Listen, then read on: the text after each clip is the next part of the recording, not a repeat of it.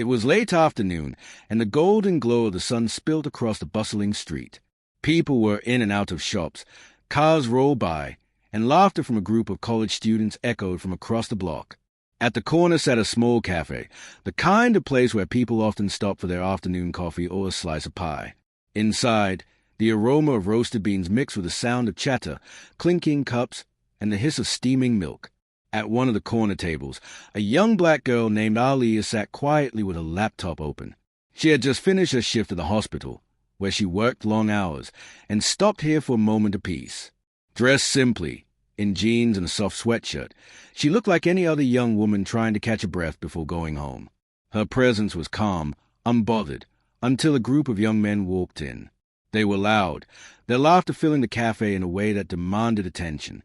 4 of them, all around their mid-20s, white, casually dressed but with an air of arrogance that seemed to follow them wherever they went. They ordered their drinks at the counter and then spotted Aliyah sitting alone. For some reason, she became their target. Maybe it was because she was black, maybe because she was a young woman sitting alone, or maybe because they had nothing better to do than make someone else feel small. They approached her table without invitation. One of them leaned against a chair across from her and smirked. "Hey!" he said, drawing out the word as though she owed him her attention. Aliyah looked up politely but quickly returned her gaze to her laptop.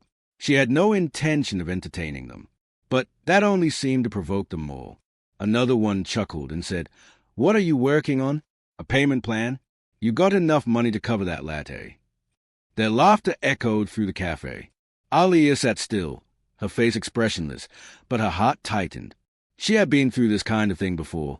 Mockery disguised as humor, prejudice wrapped in casual remarks. She didn't want to cause a scene, but the words cut deeper than they knew.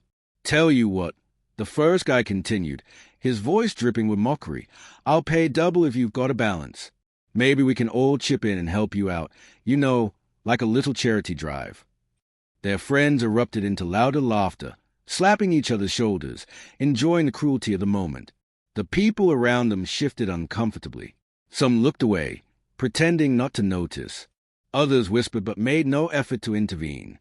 Aliyah sat still, her fingers resting on the keyboard, her back straight. Her silence made them bolder. One leaned closer and whispered just loud enough for others to hear. "I mean, seriously, what's in her wallet? Food stamps? A couple of coins." That was when Aliyah finally lifted her head, her eyes locking onto his. Calm, steady, unmoved. For a split second, the man faltered, but then he quickly covered it with a grin, trying to hide the unease her gaze sparked in him. Inside, Aliyah felt a familiar sting of injustice. She had worked tirelessly, day and night, building her life, building her future. She had put herself through medical school. She had studied when others were sleeping, and she had worked when others partied. Yet here she was, mocked for nothing but the color of her skin and assumptions tied to it. She thought of her parents, who had worked endlessly to give her the foundation she stood on. She thought of her community, of the children who looked up to her, and of the countless faces of those who had endured far worse in silence. For a moment, she thought about standing up and leaving, sparing herself the scene. But something deep inside told her this was not the time to walk away. The cafe was quiet now, waiting for her reaction. Even the barista behind the counter had stopped wiping cups, her eyes darting nervously between Aliyah and the group of men. Aliyah slowly closed her laptop and placed it into her bag with deliberate care. Her movements were graceful and controlled, as though she had rehearsed this moment 1,000 times before. Then she straightened, her chin slightly lifted, her gaze unwavering. Her voice was calm but firm, carrying across the cafe with quiet power. "Is that what you think of me?" she asked, her tone steady. "That I'm someone who doesn't belong here? That I'm less than you?" The man who had spoken first smirked, trying to play it off. "Hey, it's just a joke. Don't get all serious. We're just messing around." But Aliyah didn't flinch. She let the silence that followed weigh on them. Then she said, "You think money defines me? You think your ignorance defines me? Let me tell you something." The cafe leaned in. Her voice wasn't loud, but it carried an energy that demanded attention.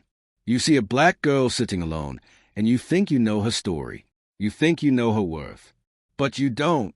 You couldn't, because if you did, you'd know that the girl you're mocking for a latte is the same girl who can buy this cafe, the building it's in, and still have enough left to tip the staff more than you've ever earned in a month. Gasps filled the air. The men froze, their smirks faltering. The arrogance in their eyes wavered. But Aliyah wasn't done. She leaned forward slightly, her voice lowering, but every word was crystal clear. You talk about paying double? Do you even understand what that means in my world? I've paid double every day of my life. Double the effort, double the struggle, double the fight just to stand where I am. And I'm still standing. The cafe erupted in murmurs. Some nodded. Some clapped softly. The men shifted uncomfortably, their faces burning with shame. What they thought would be a moment of ridicule had turned into a moment of reckoning. And Aliyah, calm, poised, unbroken, had not only defended herself but reminded everyone in that cafe of the dignity and strength that lived within her. But what no one knew yet, not even the men who mocked her, was that she wasn't just any young woman with strength in her words. She was something much greater. A truth was waiting to unfold that would shatter every assumption in that room and redefine what it meant to underestimate her. The cafe was still wrapped in silence after Aliyah's words. For a moment, no one seemed to move, as though the air itself had grown heavier. The group of young men shifted uneasily in their seats. Their laughter had died, their arrogance dimmed, but the sting of their cruelty still hung in the room. Aliyah sat back in her chair, not triumphant, not boastful, but calm. Her eyes returned briefly to her bag, her fingers brushing against the leather strap, steadying herself. She didn't need to win an argument. Her presence was enough. Yet the men weren't ready to let it end there. One of them cleared his throat, trying to regain the confidence that had slipped. Okay, fine. You've got some words. But come on, you expect us to believe that? That you could buy this whole place? You're just talking big. Everybody knows people like you don't end up in positions like that. The last words lingered in the air. People like you. They didn't need to explain what they meant. The whole cafe knew. A murmur of disapproval rippled through the room. A woman at the far table shook her head, while an older man by the window muttered something under his breath about shame. Still, no one intervened. People often didn't. They watched, they whispered, but they rarely stepped into fire. Aliyah felt her jaw tighten, not from anger, but from restraint. She was used to it, the constant questioning, the disbelief that her success, her achievements, and her place in this world could belong to her. She thought of the years spent buried in textbooks, studying while her friends slept, volunteering hours she didn't have, and working shifts that stretched into exhaustion. Every sacrifice had been questioned, every accomplishment doubted, and now these men stood before her, acting as though her very existence was an impossibility. Her voice was even when she finally replied, "You don't have to believe me. Truth doesn't need your permission to exist." The words landed with quiet power. Some in the cafe nodded subtly. Others leaned forward, waiting to see what would come next. The group of men looked at each other, trying to summon their fading arrogance. Another of them, trying to recover the spotlight, smirked. "All right, then. If you're as big as you say, prove it. Show us. Otherwise, you're just another girl making up stories." The challenge hung in the air, laced with the bitterness of someone who couldn't stand to lose.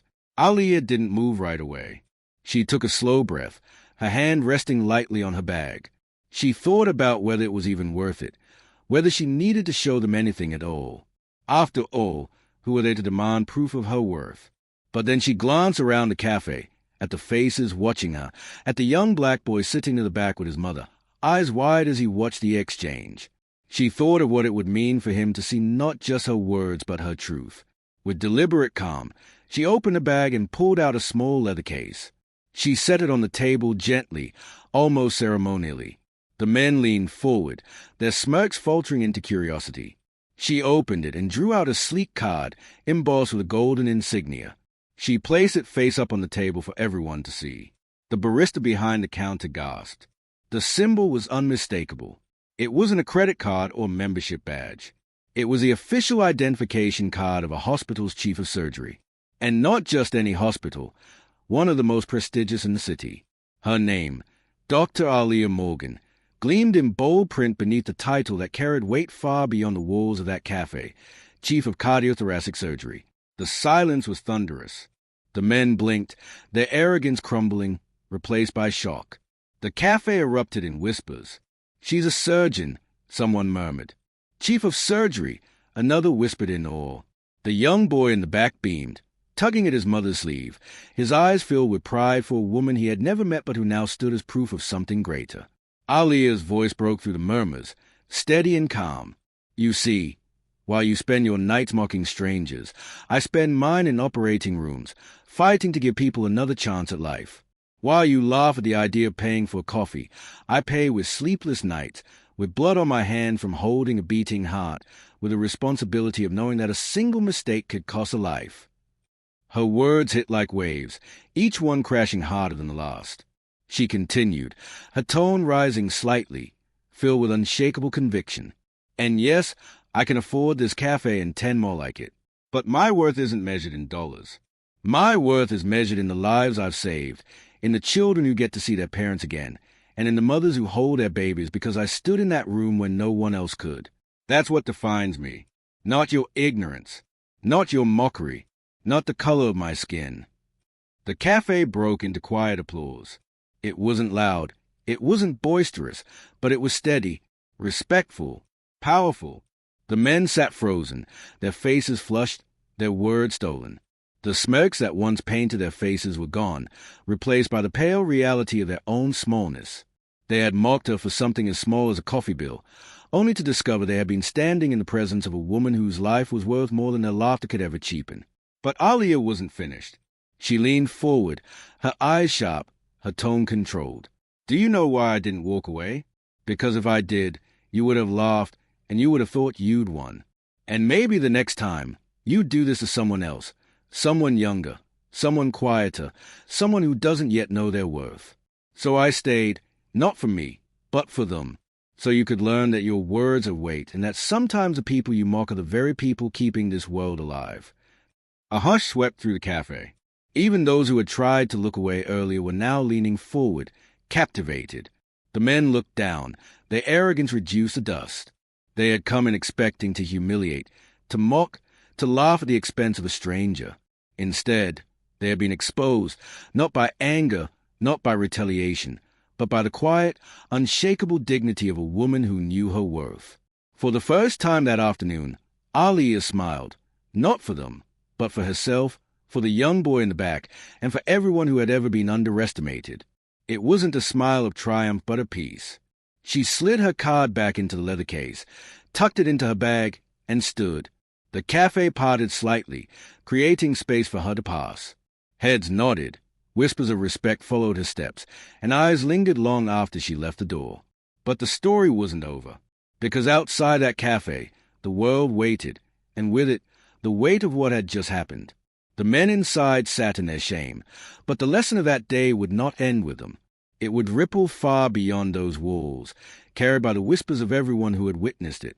And Alia, walking into the sunlight, shoulders straight, steps steady, knew that her fight was far from finished. The sunlight outside the cafe bathed the street in warmth, but Alia's mind was elsewhere.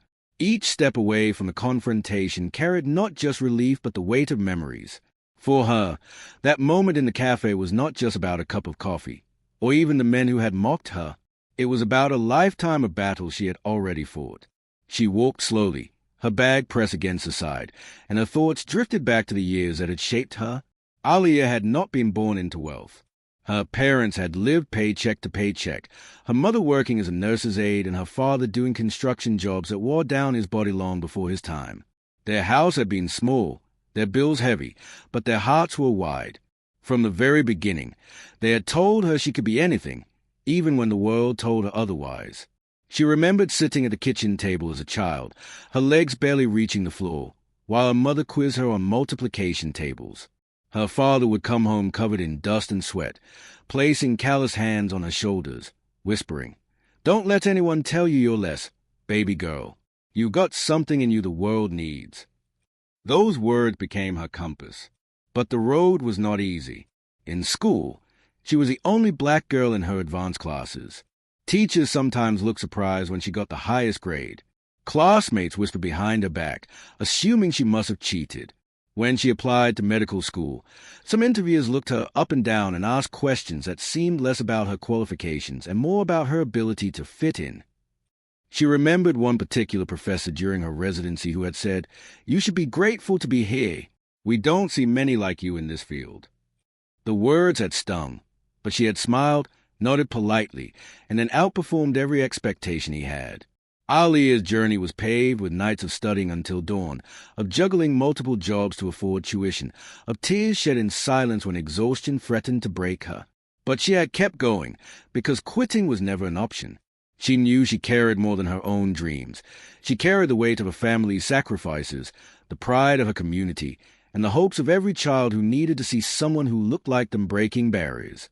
As she walked down the busy street that day, she thought of all those moments and realized that the confrontation in the cafe was only one of many. It was just another reminder of how quickly people judged, how easily they dismissed, and how little they understood the battles others had fought just to stand in the same space. Back inside the cafe, the whispers had not stopped. People spoke in hushed voices about what they had just witnessed. The men who mocked her sat silently, their arrogance shattered, their laughter replaced by shame. Some of the patrons who had watched quietly now wished they had spoken up sooner. The young boy in the corner, still buzzing with admiration, whispered to his mother, "She's a doctor, Mom. A real doctor. I want to be like her." His mother smiled softly, tears in her eyes, and nodded.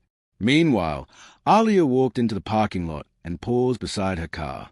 She closed her eyes, letting the breeze wash over her. She thought of all the people who wouldn't have been able to speak up like she did. She thought of the quiet ones, the ones who had been mocked and belittled and who had walked away carrying wounds invisible to everyone else. Her phone buzzed. It was a message from a colleague at the hospital. Another emergency surgery had been scheduled, and they needed her expertise. She glanced at the cafe behind her, thought of the small drama that had unfolded, and then looked ahead to where real lives awaited her. She slipped into her car, started the engine, and drove toward the hospital. The operating room was a sanctuary, the place where all the noise of the world disappeared, replaced by the rhythm of machines and the steady pulse of purpose. Hours later, as she stood under the bright lights, her hand steady over a patient's open chest, she thought about the irony of it all. The men who had mocked her would never understand this moment, the weight of holding a human heart, the fragility of life balance on her skills. They would never see how she carried the responsibility of another family's future in her hands. By the time she finished, exhaustion clung to her body, but satisfaction filled her soul. The patient lived, another life saved, another day when her work outweighed the ignorance of strangers. As she left the hospital late that night, her phone lit up again, this time with social media notifications. Someone from the cafe had filmed part of the confrontation and uploaded it. The video had already gone viral. Thousands of comments poured in. This gave me chills. She stood with such dignity. We need more people like her. Ali sighed. She hadn't wanted attention. She had only wanted dignity. But now her story was spreading far beyond the walls of the cafe, touching people she would never meet, inspiring voices she would never hear. She scrolled through the comments and paused at one from a young girl. "I didn't think I could ever be a doctor, but now I believe I can. Thank you." Tears filled Alia's eyes. That was it. That was why she had stayed, why she had spoken, and why she had revealed her truth.